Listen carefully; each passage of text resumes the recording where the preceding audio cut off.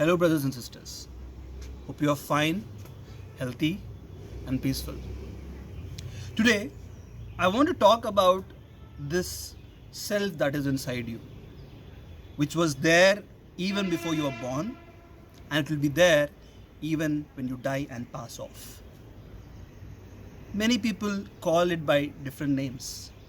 Some call it soul, some call it spirit. No matter what, there is that particular being which passes all the forms and leads you to an afterlife, even to annihilation, maybe. But when a human being is born, he is born with additional cells inside him: the self of desire, the self to survive. That is the animal soul. That animal self is having a need of survival. It has desires which are to eat, sleep, propagate, have more and more kids, and that is the reason why this world is running. That is why this animal self results into the worldly desires. More and more worldly desires we have, we run behind them, we forget that we are more than this animal self. We are soul on a whole. And this soul is eternal in nature. And if you observe all the beautiful things inside human being, the abstract elements, love, joy, all comes from this soul.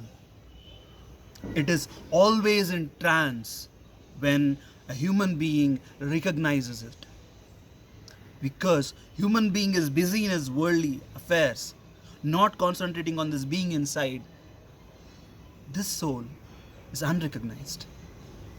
And once you recognize the path of the soul, you will feel, you will understand what real joy is.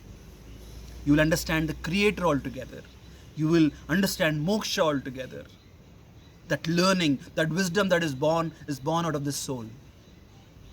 And for that to be unveiled, for that soul to be recognized, we need to focus back on our inner self. Close our eyes. Sit calmly. Breathe in and breathe out. And let the light of the divine fall onto your soul. Then you will actually recognize the eternal joy, the eternal peace, the eternal love. That is the soul and its God. I hope you all could understand this concept and try to practice the meditative, contemplative process in your life and learn about your soul, be an enlightened being. Thank you very much.